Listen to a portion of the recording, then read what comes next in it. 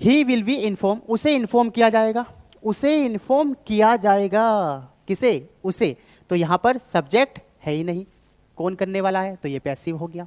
यहाँ ही bought a mobile, उसने एक मोबाइल खरीदा, किसने खरीदा, उसने खरीदा, तो मेंशन है, ये क्या हो गया, एक्टिव हो गया। रास्ते में भाग रहा है, पकड़ लिया 4 लोगों ने, मारा दबा के। तो ये क्या हो जाएगा, तो यहाँ पर पुलिस और पब्लिक में से हम जब पकड़ने की बात हो केवल, तो हम पब्लिक का यूज करेंगे, लेकिन अगर यही बात पकड़ने की ना हो, अरेस्ट करने की हो, किसकी, अरेस्टेड आ जाता, तो हम पुलिस करेंगे। क्यों, क्योंकि पब्लिक का काम अरेस्ट करना नहीं है। तो क्या हो जाएगा, यहां पर बाय का यूज हो जाएगा।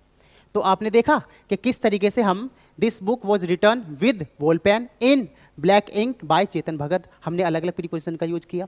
तो हम कह सकते हैं कि किसी पैसिव में केवल एक प्रीपोजिशन नहीं, बाय का ही यूज नहीं होगा, अलग अलग प्रीपोजिशंस का यूज भी होगा। हेलो व्यूअर्स, तो कैसे हैं आप लोग। और देखिए, आपका इंतजार बिल्कुल ख़त्म हुआ और हम आ गए हैं एक नई वीडियो के साथ, जिसमें हम पैसिव वॉइस कवर करने वाले हैं। और जैसे कि हमारा वादा था कि हम पैसिव वॉइस में जुड़ी हुई सारी की सारी प्रॉब्लम्स पे बात करेंगे, तो हम यहाँ पर हर एक एग्ज़ाम पॉइंट ऑफ व्यू से बात करेंगे, चाहे वो एसएससी का कोई भी एमटीएस, सीएचएसएल या सीजीएल या केवीएस, डीएसएसबी, बैंक से रिलेटेड कोई भी एग्ज़ाम हो, हर एक एग्ज़ाम के पॉइंट ऑफ व्यू से हम बात करने वाले हैं। क्यों, क्योंकि पैसिव वॉइस का अगर हम वेटेज की बात करें इंग्लिश के एग्ज़ाम में, सो 5 to 10% ये ज़रूर पूछा ही जाता है, तो इसलिए हम इसको नेगलेक्ट नहीं करते। चाहे आप इसको एग्ज़ाम के पॉइंट ऑफ व्यू से पढ़ें या फिर आप अपने वोकल या स्पोकन पार्ट्स को इम्प्रूव करने के लिए पढ़ें, लेकिन ये आपको पढ़ना ही पड़ेगा। सो देरी ना करते हुए देखते हैं पैसिव वॉइस की पहली स्लाइड। भाई देखिए, एक्टिव एंड पैसिव, तो हमें किसी भी सेंटेंस को 2 तरीके से फॉर्म करने के टाइप मिलते हैं। पहला अगर हम टाइप की बात करें तो एक्टिव, और दूसरा है पैसिव। तो भाई दोनों को ही हम समझ लेते हैं कि क्या तो एक्टिव होगा और क्या होगा पैसिव। तो सिंपल सी बात यह है कि एक्टिव तो वो होगा जहाँ पर डूअर मीन जो सब्जेक्ट है, काम करने वाला, वो इम्पोर्टेंट हो ज़्यादा, किससे, वर्ब से, मीन्स जो काम हुआ है उससे। दूसरा अगर हम पैसिव की बात करें तो पैसिव वो हो जाएगा जहाँ पर जो काम हुआ है या किया गया काम है वो ज़्यादा इंपॉर्टेंट हो, किससे, सब्जेक्ट से, मीन्स डूअर से। तो मैं इनकी डेफिनेशन भी लिख देता हूँ। Means when doer is more important than the work. And passive वो हो जाएगा when work done is more important than doer। हम यह doer को कंसिडर करेंगे सब्जेक्ट से, यहाँ पर भी हम doer को सब्जेक्ट से ही कंसिडर करेंगे। मीन्स सिंपल सी बात ये होगी कि जो सब्जेक्ट काम करने वाला है, मीन्स जो doer है, जो सेंटेंस में काम करने वाला है, उसकी बात होगी। तो सिंपल है, doer is more important than work, वो एक्टिव हो जाएगा। और पैसिव वो होगा जहां पर जो काम हुआ है या किया गया काम है, जो काम किया गया है, वर्क डन, इंपॉर्टेंट हो डूअर से। क्लियर। अब इन्हीं को ही हम कुछ सेंटेंस के माध्यम से देख लेंगे और हम पहचान लेंगे कि कौन सा सेंटेंस एक्टिव है या कौन सा पैसिव है। तो चलते हैं नेक्स्ट स्लाइड पे और देखते हैं। भाई देखिए, पहला सेंटेंस है राधा कॉल्ड अमन। राधा बुलाती है किसको, अमन को। तो काम करने वाला कौन है, राधा। क्लियर, तो ये एक्टिव हो गया। दूसरा, अमन वॉज कॉल्ड, अमन को बुलाया गया, किसको, अमन को बुलाया गया, सब्जेक्ट है ही नहीं, तो क्या हो गया, पैसिव। Clear, okay. दूसरा, ही फ्लाइज द काइट, पतंग कौन उड़ाता है, ये ही उड़ाता है, तो क्या हो गया, एक्टिव। ठीक है। ही वॉज सेलेक्टेड, भाई किसको सेलेक्ट किया गया, किसको, ही को सिलेक्ट किया गया, लेकिन किसके द्वारा, ये यहां पे मेंशन नहीं है, तो क्या हो गया, पैसिव। मीन्स जब बात आ जाए कि ऑब्जेक्टिव फॉर्म पहले यूज है और सब्जेक्ट है ही नहीं, किससे, वर्ब से पहले, तो वो क्या हो जाएगा, पैसिव हो जाएगा। ओके, नेक्स्ट पर आ जाओ। राम सामी मुझे किसने देखा? राम ने देखा, तो क्या हो गया? एक्टिव। यहां पर आ जाओ, रवि वॉज सीन, किसको देखा गया? रवि को देखा गया, लेकिन किसके द्वारा? ये मेंशन नहीं है, तो क्या हो गया? पैसिव।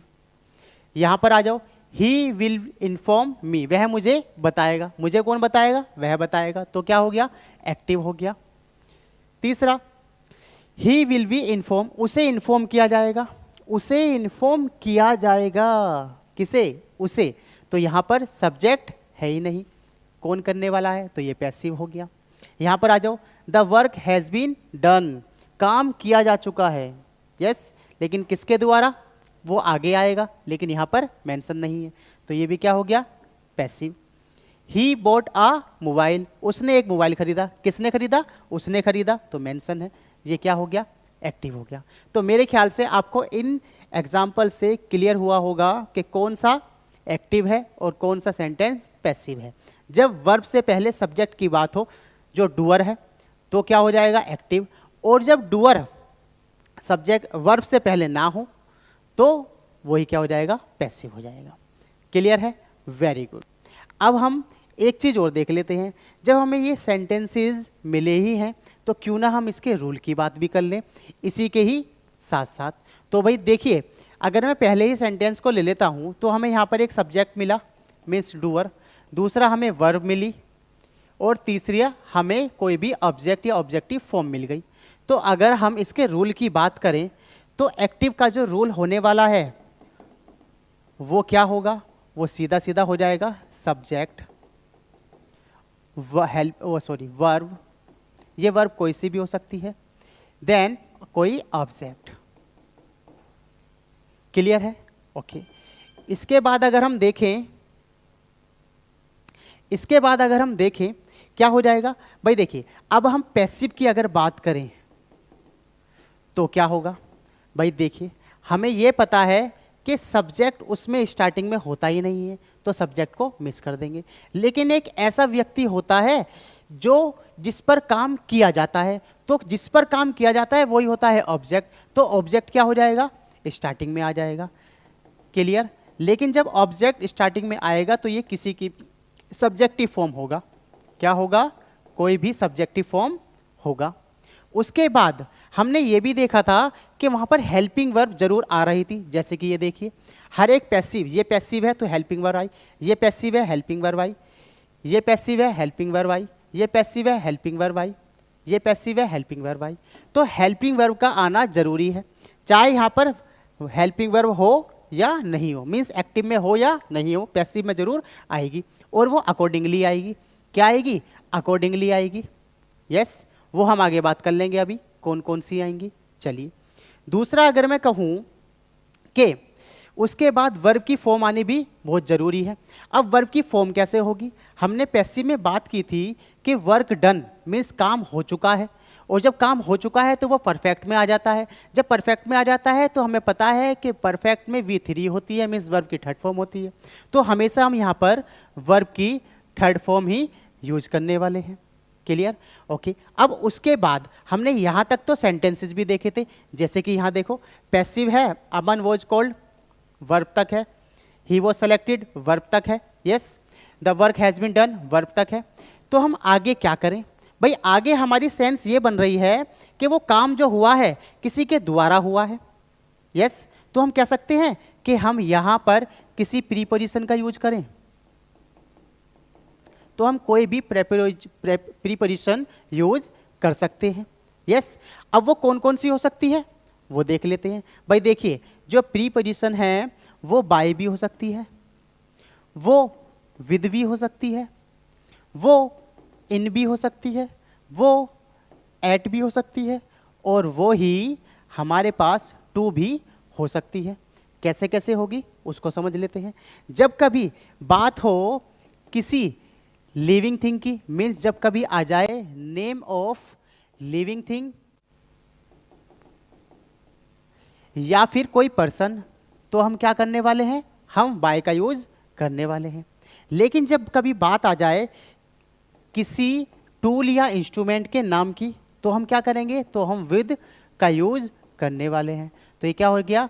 इंस्ट्रूमेंट या फिर कोई टूल। दूसरा, इनका यूज हम करने वाले हैं किसी मीडियम के लिए। मीडियम कैसे भाई, देखिए जब कोई चीज़ किसी में समा जाए या किसी के अंदर हो तो वही क्या होगा, मीडियम होगा।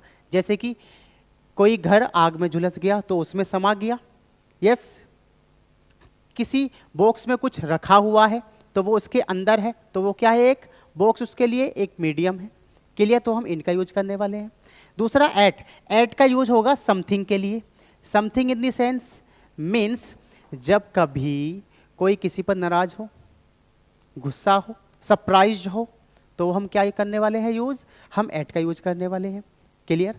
उसके बाद टू, और टू आता है कुछ फिक्स प्रीपोजिशन के साथ। जैसे कि अगर मैं बात करूं रेस्ट्रिक्ट, तो क्या हो गया, रेस्ट्रिक्ट के साथ हम टू का यूज कर लेंगे। दूसरा हम नो के साथ भी टू का यूज कर लेंगे। हम कन्फाइन के साथ भी टू का यूज कर लेंगे। अगर मैं बात करूं मैरी, तो हम इसके साथ भी टू का ही यूज करते हैं। क्लियर है, ये फिक्स प्रीपोजिशन है।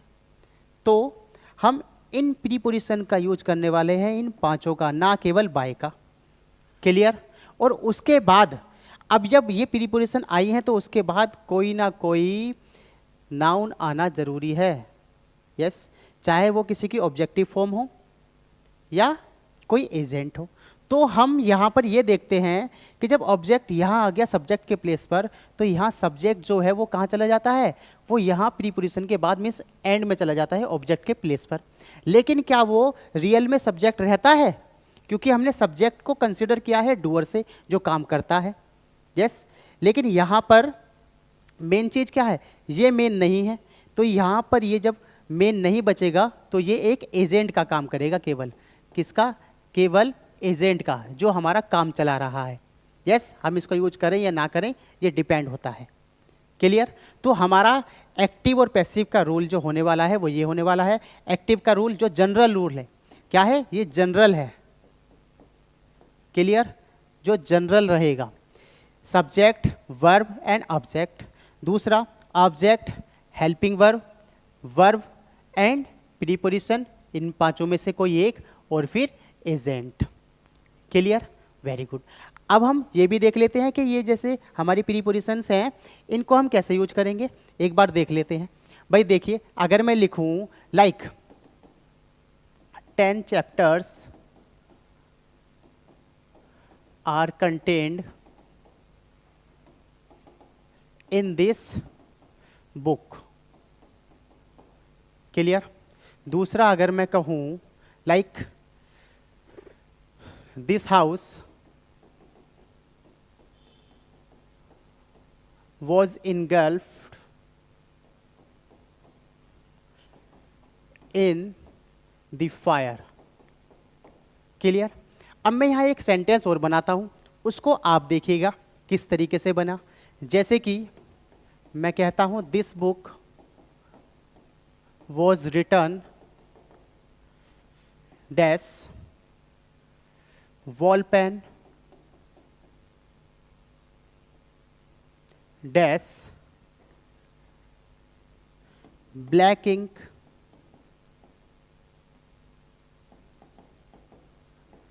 डैश चेतन भगत।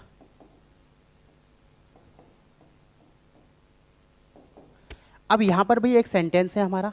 मैंने कहा this book was written dash wall pen dash black ink और डैश चेतन भगत। अब यहां हम देख लेंगे। भाई देखिए, अब यहां पर आया कि ये बुक लिखी गई है। यस, लिखी गई है तो किसी के द्वारा, किसी चीज से, ऐसे ही सेंस बनेगी। तो क्या हो गया, लिखी गई है, पहले तो आ गया वॉल पेन। अब वॉल पेन क्या है, वॉल पेन अपने आप में एक टूल या इंस्ट्रूमेंट है, तो उसके साथ हमने बताया था किससे, विद। क्लियर। अब दूसरा ब्लैक इंक। ब्लैक इंक क्या है, किसी ब्लैक इंक जो कि एक मीडियम का काम करेगा, तो ये क्या हो गया, इन ब्लैक इंक। क्लियर। अब चेतन भगत, चेतन भगत अपने आप में लिविंग या फिर एक पर्सन है, लिविंग थिंग या पर्सन है, तो क्या हो जाएगा, यहां पर बाय का यूज हो जाएगा। तो आपने देखा कि किस तरीके से हम this book was written with wall pen in black ink by Chetan Bhagat, हमने अलग अलग प्रीपोजिशन का यूज किया। तो हम कह सकते हैं कि किसी पैसिव में केवल एक प्रीपोजिशन नहीं, बाय का ही यूज नहीं होगा, अलग अलग प्रीपोजिशंस का यूज भी होगा। क्लियर? मेरे ख्याल से आपको ये क्लियर हुआ होगा। चलिए, तो अब हम आगे चलते हैं और बात करते हैं कुछ रूल्स की, जो हम टेंस को कन्वर्ट करेंगे एक्टिव से पैसिव में। तो भाई देख लेते हैं सबसे पहले। चलिए भाई, तो देख लेते हैं क्या हमारे एक्टिव होंगे और क्या हमारे पैसिव होंगे। भाई देखिए, सबसे पहले देखते हैं प्रेजेंट इंडेफिनिट। भाई प्रेजेंट इंडेफिनिट का रूल है सब्जेक्ट प्लस वर्ब के साथ एस और ई एस, ये जब लगाते हैं जब सब्जेक्ट हमारा सिंगुलर होता है। ये आपको पता ही होगा अगर आपने हमारे टेंसेस की वीडियो देखी है। अब इसी का ही जो पैसिव बनेगा वो क्या होगा। भाई देखिए, ऑब्जेक्ट आ जाएगा स्टार्टिंग में, ये हमें पता ही है। क्लियर है? ऑब्जेक्ट जब आ गया स्टार्टिंग में तो यहाँ पर वर्ब नहीं है। अब इसकी जो वर्ब है उससे पहले कोई हेल्पिंग वर्ब हमारे पास है नहीं, तो हम क्या करते हैं, तो इसीलिए हम जब प्रेजेंट इंडेफिनिट के एक्टिव को पैसिव में चेंज करते हैं तो हम इज एम आर का यूज करते हैं। क्लियर? क्या यूज करने वाले हैं? Is am are. ये हम अकॉर्डिंगली यूज कर लेंगे और उसके साथ साथ हम V3 का यूज करेंगे और फिर हम क्या बाय जो भी आता है, यस, कोई प्रीपोजिशन और फिर कोई सब्जेक्ट या फिर एजेंट का हम यूज करने वाले हैं। तो हम बेसिकली बात करेंगे हम इसमें कौन कौन सी ये रूल होंगे और यहाँ पर हमारा कन्वर्जन क्या होगा, हम उसकी बात करेंगे। क्लियर है? यहाँ पर ऑब्जेक्ट और बाय एजेंट ये तो क्या है, ये होगा ही हर उसमें, ये आपको अंडरस्टूड करना है। अब आ जाओ भाई, अब आ गया हमारा पास्ट इंडेफिनिट। तो पास्ट इंडेफिनिट का रूल सबसे सिंपल है, सब्जेक्ट के साथ वर्ब की second form and then object. भाई देखो, जब प्रेजेंट में इज एम आर यूज कर रहे हैं हम पैसिव में, तो पास्ट में क्या करेंगे, हम पास्ट में यूज करने वाले हैं व्हाट, ऑब्जेक्ट के बाद वोज एंड वर। क्या हो जाएगा, वोज एंड वर, और उसी के साथ हम V3 का यूज करने वाले हैं। क्लियर? अब आ जाओ भाई फ्यूचर पर। Future, future indefinite. अब यहां पर देखो भाई, अब क्या हो गया, इसका रूल है सब्जेक्ट के साथ will, shall, okay, plus V1 verb की first form and object. Clear? अब इसको हम किस तरीके से कन्वर्ट करेंगे ये देख लेते हैं। भाई देखिए, क्या है ना कि यहां पर ऑब्जेक्ट तो आया, ऑब्जेक्ट के साथ साथ हेल्पिंग वर्ब आएंगी विल और शैल। अब यहां पर आ जाओ, तो प्लस विल या शैल, अकॉर्डिंगली आएंगे ये, ओके।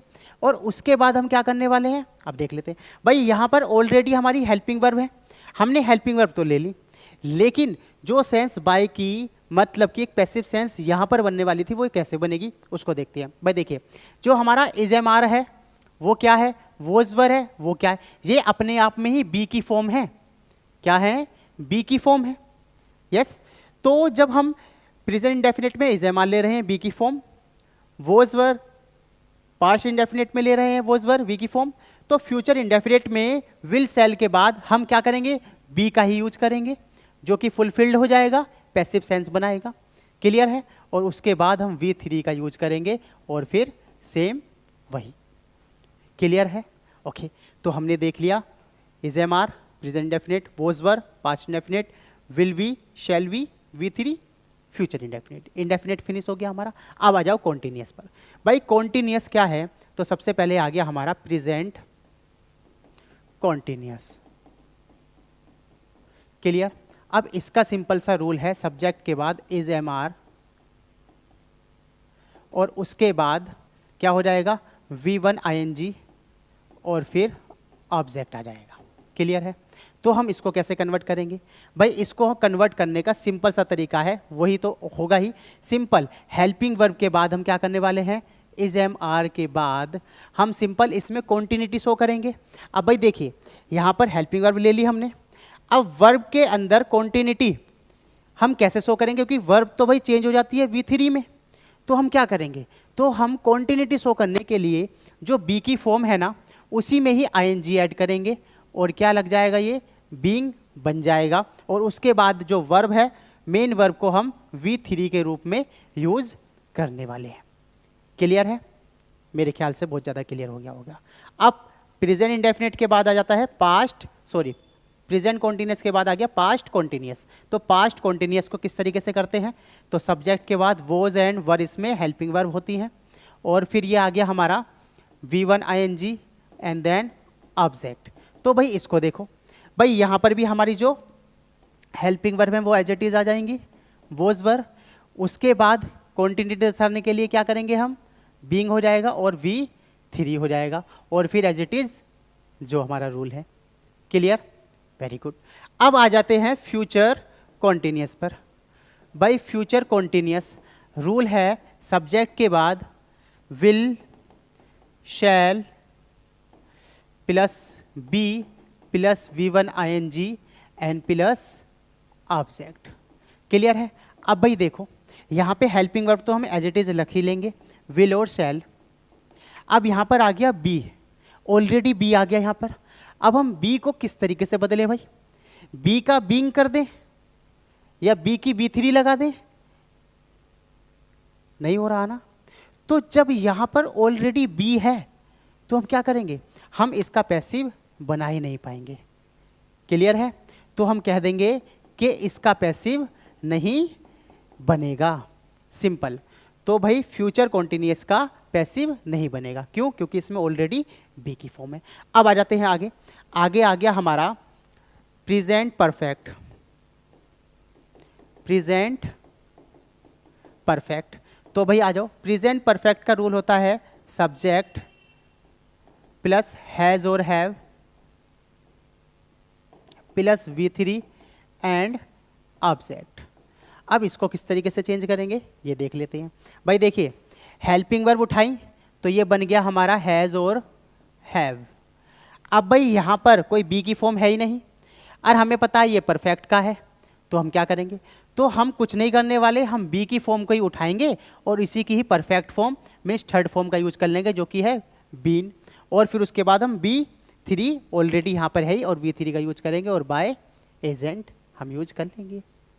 Clear, okay. उसके बाद आ जाओ पास्ट परफेक्ट पर।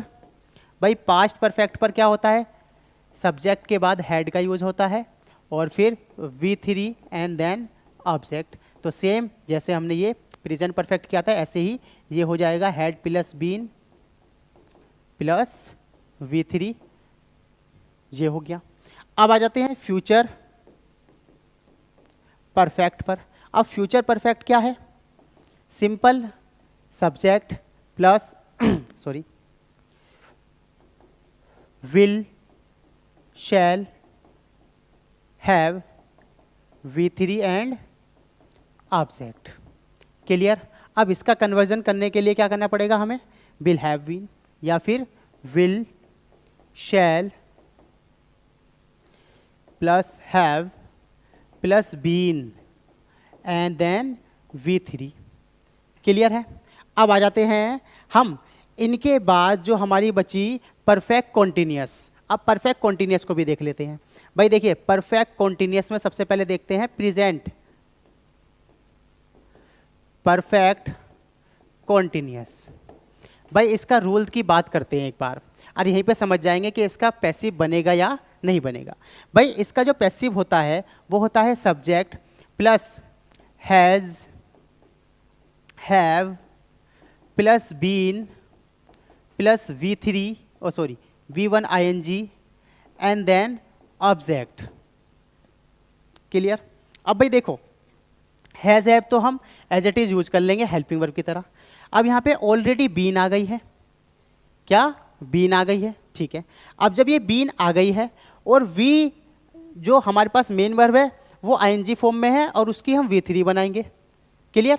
तो भाई जब ये बीन है और यहाँ पर ये बीन है और यहाँ पर ये V3 बन जाएगी तो यहाँ की कॉन्टिन्यूटी तो लॉस्ट हो गई, कॉन्टिन्यूटी रहेगी ही नहीं।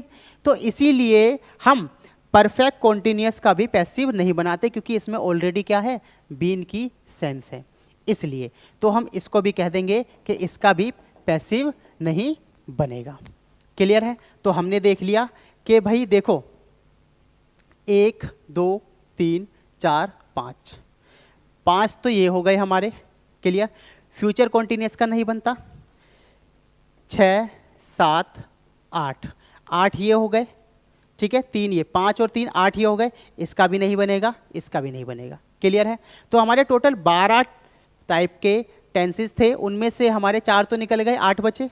अब बचे हमारे मोडाल। भाई देखो, मोडाल जब हमने पढ़े थे तो हमने पढ़ा था फ्यूचर इंडेफिनिट, जहाँ पे हमने विल और शैल का यूज पढ़ा था। अगर आपने नहीं पढ़ा हो तो वीडियो में जाके देखो, बहुत प्यार से हमने मोडाल्स पढ़ाए हैं, ठीक है, एक एक बारीकी पर बात की है। तो जब हमने विल और शैल को भी हमने एज ए मोडाल यूज किया था, और जब यहाँ पर ये मोडाल्स इस फॉर्म में चेंज हो रहे हैं, मतलब कि मोडाल के बाद बी का यूज हो रहा है और V3। क्लियर? तो हम सारे के सारे जो मोडाल्स हैं वो किस तरीके से यूज करेंगे, वो हम इस तरीके से ही फॉर्म करने वाले हैं। तो इन टेंसेस के साथ साथ हमारे मोडाल्स भी क्या हो जाते हैं, फिनिश हो जाते हैं। क्लियर? उनका रूल भी कंप्लीट हो जाता है। तो अब हम इसी पे ही बेस, क्या, इसी पे ही बेस कुछ सेंटेंस करेंगे और देखेंगे किस तरीके से हम उनको ट्रांसफॉर्म कर सकते हैं। आप एक बार इसको नोट करेंगे या स्क्रीनशॉट ले लेंगे, टेक योर टाइम, देन हम आगे चलते हैं। ठीक है, चलिए भाई, अब आगे चलने का समय हो गया है और देखते हैं कुछ सेंटेंसेस। आ जाओ भाई, ये हमारे कुछ सेंटेंसेस हैं जिसमें हम इनको ट्रांसलेट करते हैं। क्लियर? आ जाओ भाई, यहाँ पर आ गया ही will do this task.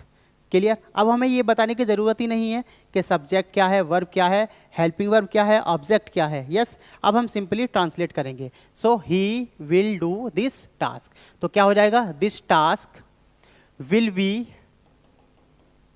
Done by him. Simply हमने इसको कन्वर्ट कर दिया। क्लियर? एक्टिव से पैसिव में। यहां पर आ जाओ, Ravi is reading Gulliver's Travels. क्या हो जाएगा, Ravi is reading Gulliver's Travels, तो क्या हो गया, गुलिवर ट्रेवल्स। अब यहां पर देखो भाई, यहां इज है, लेकिन यहां पर क्या होगा, आप सोच रहे होंगे गुलिवर्स ट्रेवल्स, ये एक प्लरल, लेकिन ये प्लरल नहीं है, ये एक नाम है किसका, बुक का। और ऐसे ही बहुत सारी चीज़ें होती हैं। पहले हम इसको ट्रांसलेट करते हैं, फिर आपको बताते हैं। तो क्या हो जाएगा जी, जब ये एक नाम है बुक का तो ये सिंगुलर होगा, तो इसके बाद भी क्या आना चाहिए, Gulliver Travels is being read by Ravi. Clear? अब देखो भाई, जैसे ये गुलिवर्स ट्रेवल्स आया है और ये क्या है, ये एक नेम ऑफ बुक है, तो नेम ऑफ बुक जितने भी होंगे वो सब क्या होंगे, सिंगुलर ही होंगे। क्लियर? ऐसे ही अगर आ जाए आपके पास नेम ऑफ डिसीज, जैसे कि मम्स, मिसल्स, यस, रिकेट्स, तो ये भी क्या होंगे, सिंगल होंगे। क्यों, इनमें लास्ट में एस तो लग रहा है, एस और एस, लेकिन ये आपको प्लरल लगते हैं, लेकिन ये नाम है इसलिए क्या हो जाएंगे, सिंगुलर हो जाएंगे। अगर मैं कहूं नेम ऑफ स्पोर्ट्स तो भी क्या होंगे, सिंगुलर, जैसे कि कार्ड्स हो गए, बिलियार्ड्स हो गया, ये सब क्या है, दिखने में प्लरल लेकिन है सिंगुलर। क्लियर? अगर मैं कहूं नेम ऑफ ऑर्गेनाइजेशन, जैसे कि United states of America, United states of America, ये भी क्या है, नेम ऑफ ऑर्गेनाइजेशंस, दिखने में प्लरल लेकिन है सिंगुलर। तो ये कुछ ऐसे चीजें होंगी जो कि क्या होंगी, सिंगुलर होंगी। क्लियर? ओके, इनके साथ साथ एक चीज और देख रहे हैं, जैसे नेम ऑफ बुक्स हो गया, नेम ऑफ डिसीज हो गया, नेम ऑफ स्पोर्ट्स हो गया, ऑर्गेनाइजेशन का नाम हो गया, और कुछ बचा, और कुछ, हाँ ठीक है। अब इस तरीके से अगर ये चीजें आती हैं तो आप समझ जाना क्या हो जाएगा, ये सब दिखने में प्लरल लेकिन बेसिकली क्या है, सिंगुलर। तो इनके साथ हम सिंगुलर हेल्पिंग वर्ब यूज करने वाले हैं। आ जाते हैं दोबारा यहाँ पर, वो कह रहा है सी इज वॉचिंग टेनिस, तो क्या हो जाएगा, tennis is being watched bye हर, क्या हो जाएगा, बाय हर। क्लियर? यहां पर आ जाओ, रवि मेड अ प्लान, तो क्या हो जाएगा, अ प्लान, मेड है ना, सेकंड पास्ट इंडेफिनिट, तो वॉज पर आ जाएगा, was made by Ravi. Clear.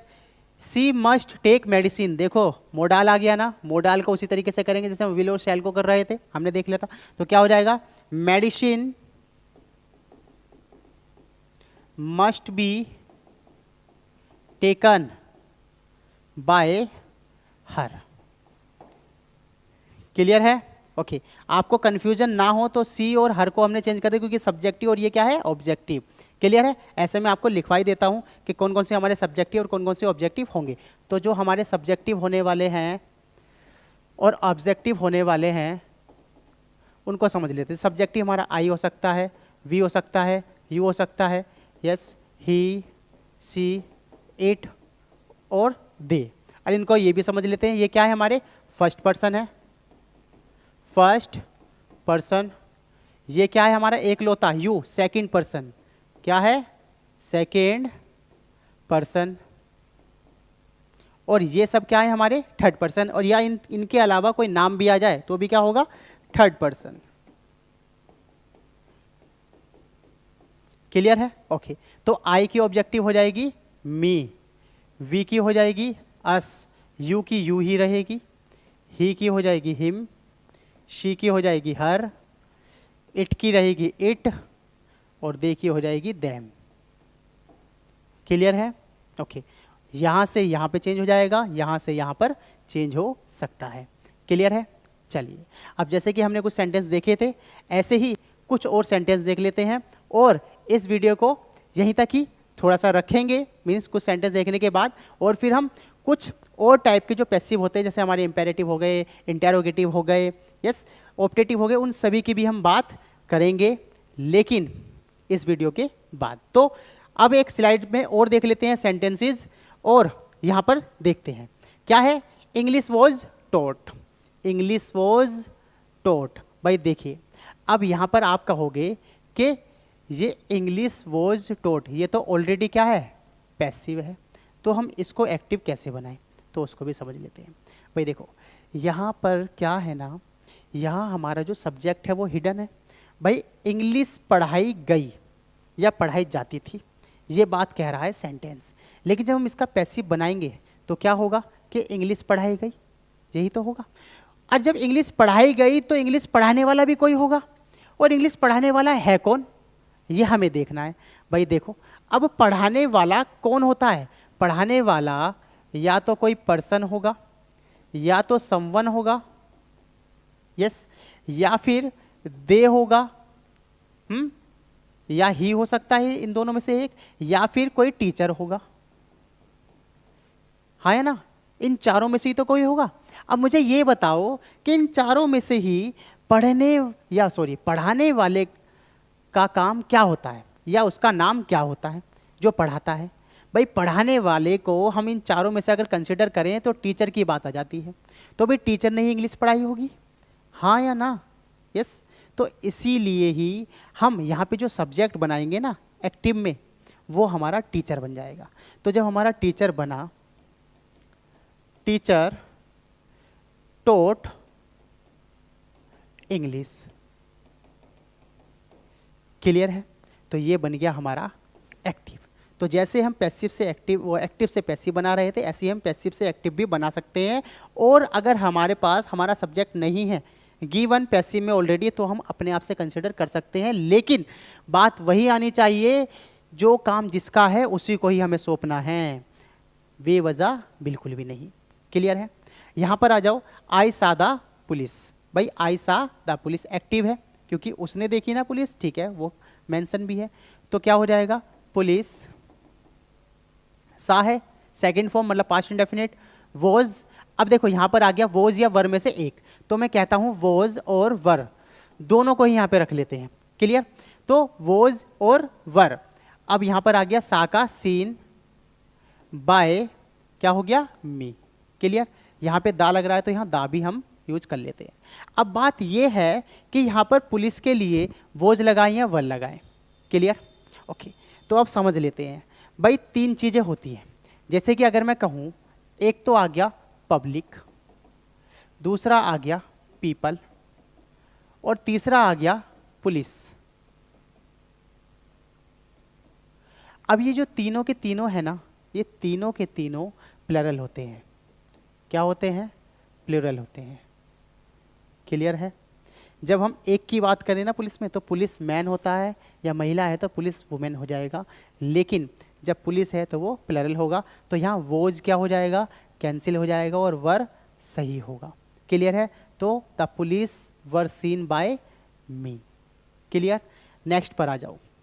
He can't trust the strangers. क्या हो जाएगा? द स्ट्रेंजर्स, कांट है ना, कांट बी या can not be trusted by him. Clear? कितने इजीली हमने बना दिया। नेक्स्ट पर आ जाओ भाई। क्या है ना हमारा? The house was cleaned. कह रहा है द हाउस वॉज क्लीन्ड, जहां पर हमारा जो बाय के बाद का सब्जेक्ट है या एजेंट है वो मिस है, तो हम क्या करेंगे? द हाउस वॉज क्लीन्ड, अपने आप में ये पैसिव है ना, तो हमें यहाँ पहले एक सब्जेक्ट ढूंढना होगा। वो क्या हो सकता है हमारा? तो भी देखो भाई, हाउस क्लीन किया गया तो किसी के द्वारा किया गया होगा, तो वो हमारा कौन कौन हो सकता है पहले उसको समझ लेते हैं। भाई वो कोई समवन हो सकता है ना, वो दे हो सकता है, यस, वो कोई हाउसवाइफ हो सकती है, मतलब कि घर में मदर हो सकती है, या फिर कोई क्लीनर हो सकता है ना। इन चारों में से ये दे, इन चारों में से कोई एक हो सकता है। तो अब इन चारों में से सही काम जो क्लीन करने का है वो किसका है? अब उसको समझ ले भाई। समवन क्लीन्ड योर हाउस, तुम्हारा घर साफ कर गया कोई, क्योंकि समवन तो एक स्ट्रेंजर की फॉर्म में होता है ना। समवन केम हियर, जो हमें नहीं जानता या हम उसे नहीं जानते, यस। तो कोई अगर तुम्हारा घर साफ कर गया, इसका मतलब वही दुविधा का काम है। हाँ, मुसीबत हो जाएगी, कोई घर ही साफ कर गया। तो अब दे क्लीन दी हाउस, वही वे क्यों करेंगे? हाँ, नौकर है क्या? नहीं। अब आ जाओ मदर। क्या मदर का यही काम होता है? क्या उसका घर साफ करने का ही काम होता है? और कुछ काम नहीं होते? तो भाई हमने देखा कि जब ये भी नहीं होगा, ये भी नहीं होगा, मदर भी नहीं होगी, तो क्या बचा? क्लीनर। और क्लीनर का ही काम होता है क्लीन करने का, तो इसलिए यहाँ पर क्लीनर हो जाएगा एक मेन सब्जेक्ट। तो यहाँ पर आ जाएगा हमारा क्लीनर। अब वोज है ना, तो क्या हो जाएगा? पास्ट इंडेफिनिट में चेंज हो जाएगा, क्योंकि वोज एंड वर्ब कहाँ से पैसिव बनते हैं? पास्ट इंडेफिनिट से। तो क्लीनर, मैं दोबारा से लिख देता हूँ, cleaner cleaned the house. Clear? आ जाओ लास्ट सेंटेंस पर। क्या रहा है? The thief was caught. क्या? Thief was caught. अब यहां पर भी वही आ गई भाई, पैसिव है ये सेंटेंस। अब इसको एक्टिव बनाओ। कैसे बनाओ उसको समझ लेते हैं।